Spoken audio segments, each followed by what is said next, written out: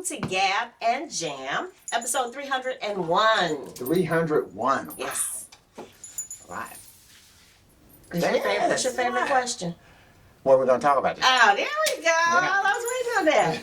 All right, so today's topic is, it can be a fun one, but it's a little disturbing. Songs that don't age well. And what we mean are songs that, you know, may have been hits and that people enjoyed for decades, and now there are three different categories. We're starting to figure some things out about how we want to be politically, culturally, and all that. So the first one category is that it makes us cringe because we have to stop and think about the inappropriateness of it. Yeah. And so that's usually relationships is what I put that category. The second category that songs that don't age well, topics that are not handled with today's sensibilities, issues of race, sexuality, things like that. And then the third one are songs that don't seem appropriate for where our headspace is. So as artists, you know, people, I mean, I know Prince changed his lyrics as the years went by when he would do the same songs that he did when he was younger. Yeah. And so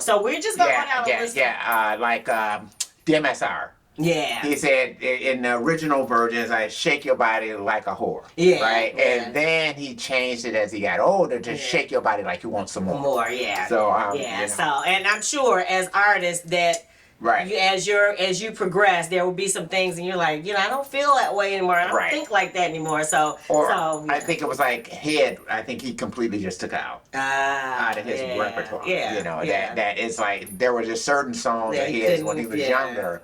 You know, and he even said that. It was Yeah. like, you know, because people were asking about that. And he said, you know, hey, that was kind of the way I was feeling. He said, but there was some acting going along too. Yeah. You know, Yeah. so Yeah. he knew, you know, that at that time he was young. He was trying to make his mark. Provocative. Yeah, and all the too, rest of it. And that was kind of the way that he was able to do that. Yeah. But as he got older, it was like, hey, you know, I'm at a different point now in my life. Different So, season.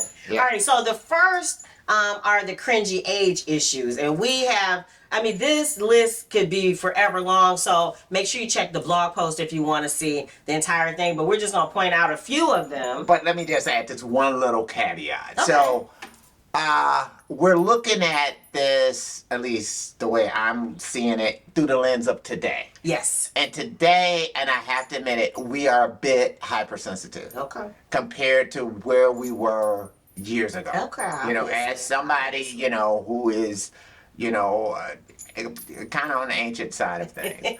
You know, that, I've seen a couple of decades. Yeah. You know what I mean? So, right. A couple. Right. So I've been through a few of them.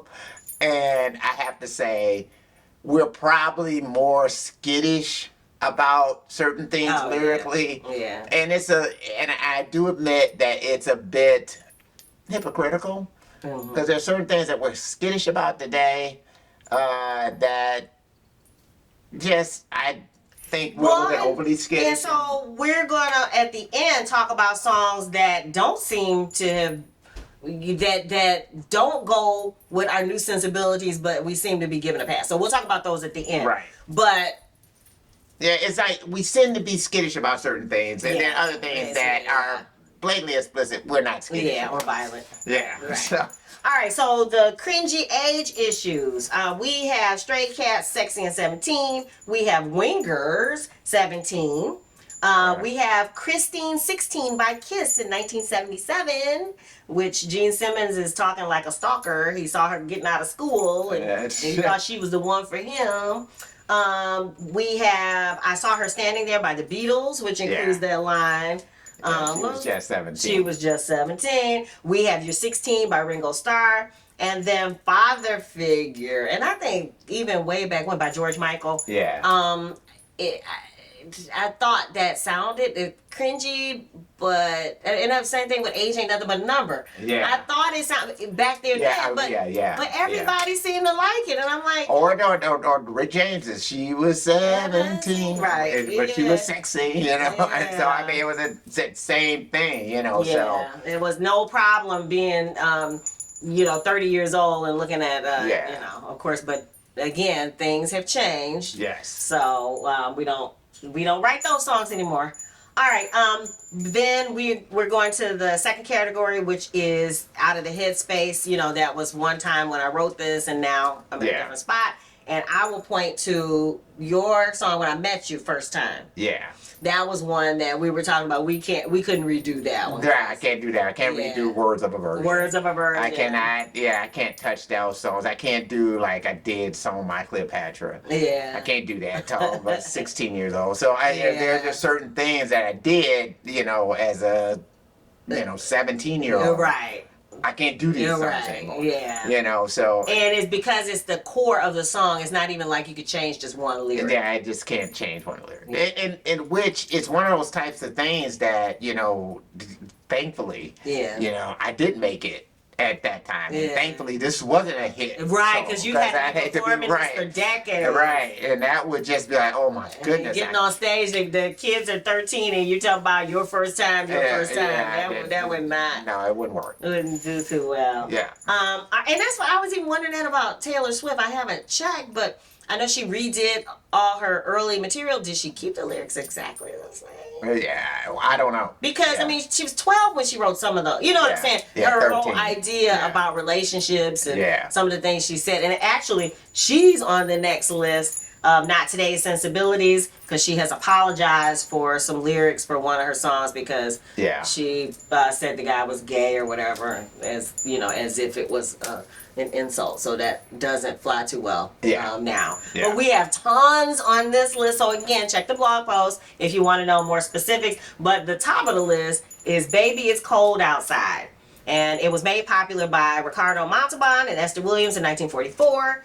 And, you know, there are implications of a spiked drink and about, you know, the woman wanting to leave and the man saying stay, as in, you know, hey, you know. It was a little cringy. And then, of course, because it was featured on Bill Cosby, on the Cosby Show. Yeah. And so, you know, now, years later, it was cringy to me. Well, was it that on the Cosby Show, or was it the thing about him and this his barbecue sauce?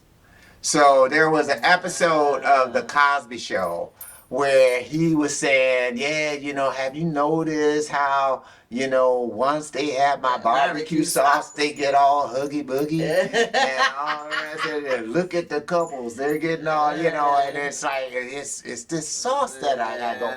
And so, you know, once we find out about what allegedly happened with Bill Cosby, that episode that took a whole different meaning.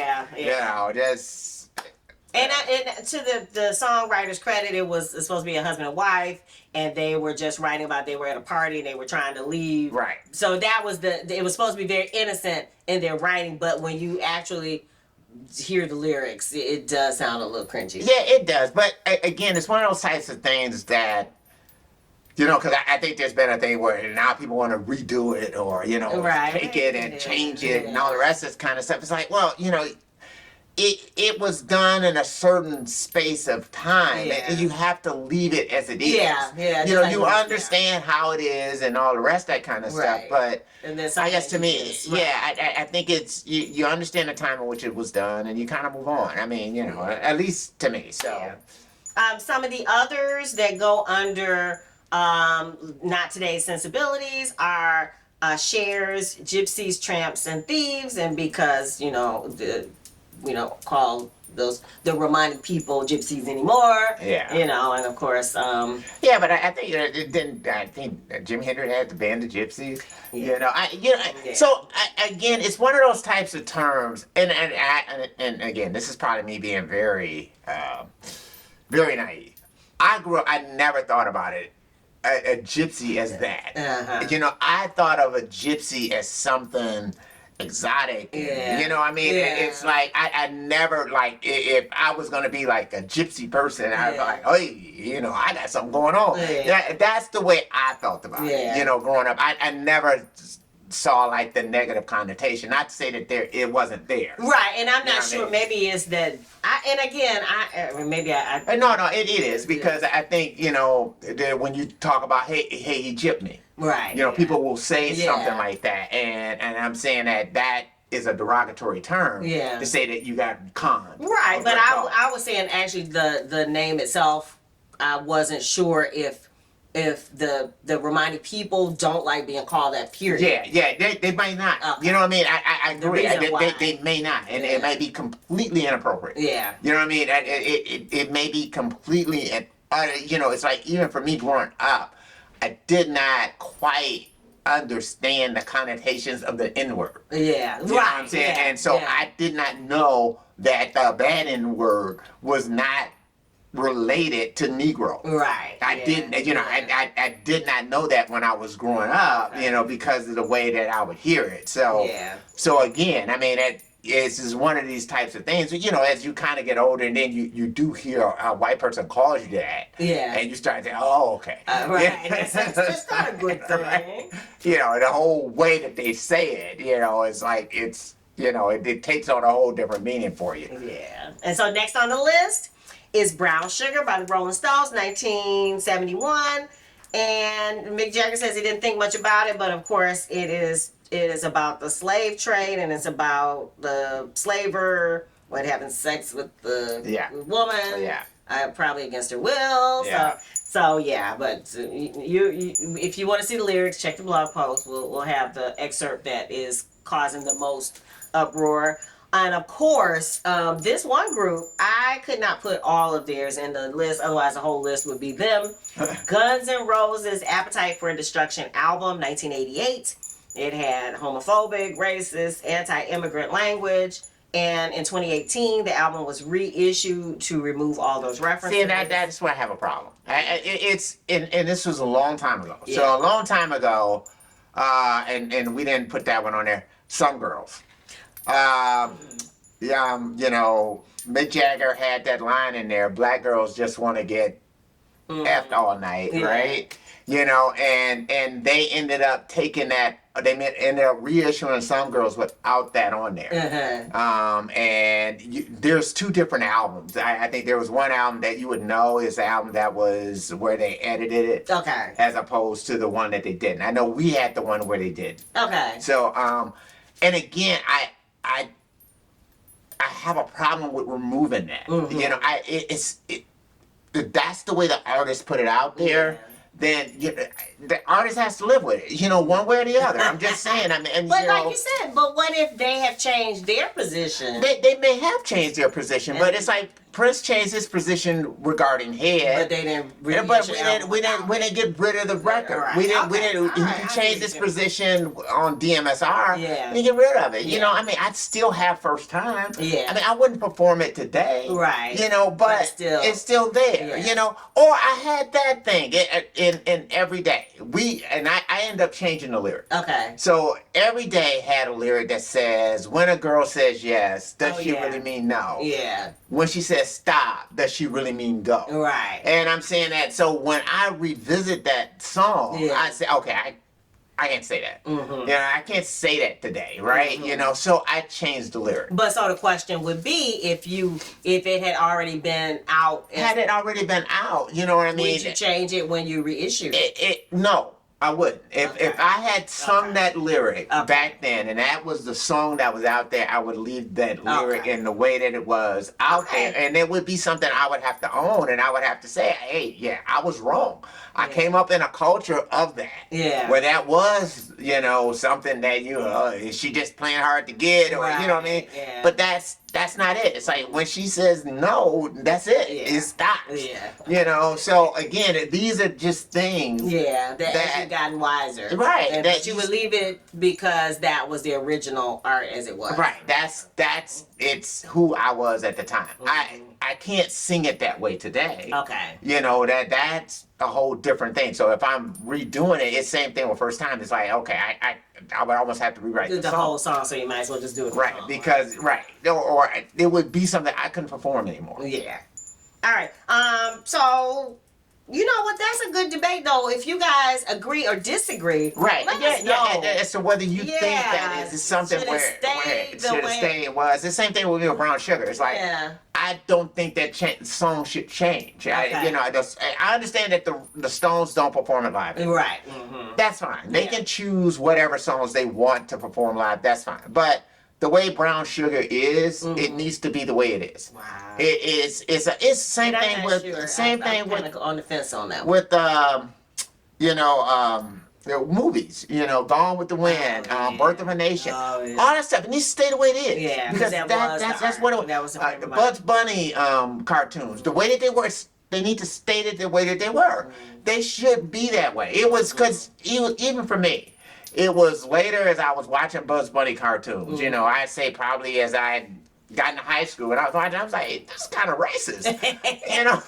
I don't think I noticed it as much when I was growing up. I was saying the crows, they acting really black and the same thing black scent and the rest of this kind of stuff. With Popeye, that the way the whole way they treat olive oil and she's this object and they just my goodness, she's been abused too. Pepe Le Pew, and it's the same thing. It's like the way he's going after this, and all the.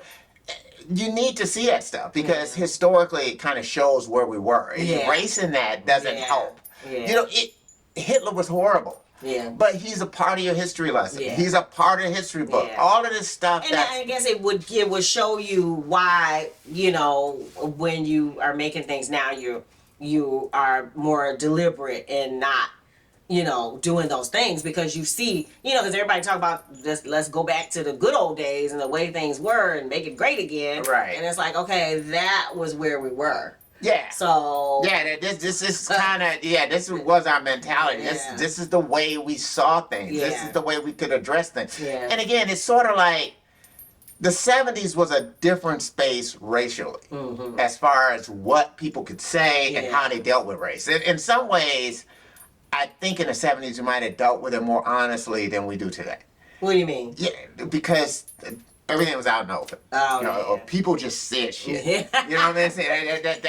That's just the way, and you kind of had to deal with it. Yeah. It's like All in the Family wouldn't work today. No. People would be so insulted and so put off by that show. Yeah. It just wouldn't work. But that was the 70s. Things were just in your face like that. Yeah. And so that's what the Stones, Brown Sugar came out. Yeah. In that culture, in that climate. So. Yeah. All right, so I'm just gonna go through a couple more, and then again, you can check the blog post for all the details. But Summer Nights from Greece with the Did She Put Up a Fight, which goes back to your, the girl. When your girl said yes, does she mean no? Right, same thing, right? And the line was, the line remained in the 2016 version, so they actually kept it. Yeah. The next one is Woman is the N-Word of the World, John Lennon and Yoko in 1972. It meant to call attention to the woman's plight, but it uses a director. You couldn't even think about doing that song today, even though the sentiment was not meant to be a racist sentiment at all. But again, you couldn't touch that anymore today. Yeah. Not in that way. And then I didn't even know about this one. It's called Island Girl by Elton John, 1975. It was a #1 hit. But he hasn't played it in 30 years because it is degrading black men and women. Okay. Including lines like "Black is cold, but she burned like a fire." So that kind of goes back to that. It's probably from Brown Sugar. To that to Some Girls. Yeah. This thought that of thinking about black women. In an overly sexualized way. See, this is why I say you shouldn't erase this stuff. Because if you're building that argument to show that black women have been overly sexualized. These are ways that you prove your argument. It's by pointing to these things in history. If they've been erased, you can't point to it. And when you can kind of point to stuff that people probably grew up with, like, I used to like that song. I'd never thought about that song that way. It's a teaching moment. It is. And you can't have that teachable moment if you get rid of stuff. Yeah. Last few, Kung Fu Fighting. I never thought about this, but Asian stereotypes. And we added China Girl, Asian stereotypes. Yeah. Katy Perry. Yeah. You're so gay. But I know. But Kung Fu Fighting is really tough. I can solve it. And again, and the reason why I say that is that during the 70s, nothing was more popular for a kid, right? I know kids growing up than karate movie. Yeah. You know what I mean? But I guess it was some part of the lyric where he is talking about, again, it's more specific. No, you're fast as lightning. And again, as a kid, I think I put this song and the Muhammad Ali song in the same boat. What do you mean? And you remember the Muhammad Ali? He floats like a butterfly. You keep telling me about like it. a bee. Muhammad, the black Superman. I don't remember he from my says to childhood. the other guys, catch me If you can, right? Yes. They came out at the same time. Okay. So, Okay. All right. same boat for me. But, hey, I'm not an Asian person, so the fact that you might find this to be like condescending, whatever, I have to respect that. Finally, You're So Gay, Katy Perry. Of course, anti-gay. She's talking about the reason why you don't like me is because you don't like any women. And then number 11, Hurricane Bob Dylan uses the N-word. It was written about the boxer. Yeah, so actually Bob Dylan did a lot to bring to Reuben Hurricane Carter to get him released from prison. Yeah. He was wrongly convicted of murder. Yeah. And so he was very instrumental in kind of helping bringing attention to that. Thank And this brings another thing to my thing is, white people using the N-word is that I think that there is thought, and people chime in on this, whether there are any contexts at all that a white person can use the N-word. Okay. Right? I'm a person, I feel like it depends on the context. Okay. So, like, if you're just kind of repeating, what Lyrics someone said in history or lyrics in a song or something like that, I don't have a problem with that. Okay.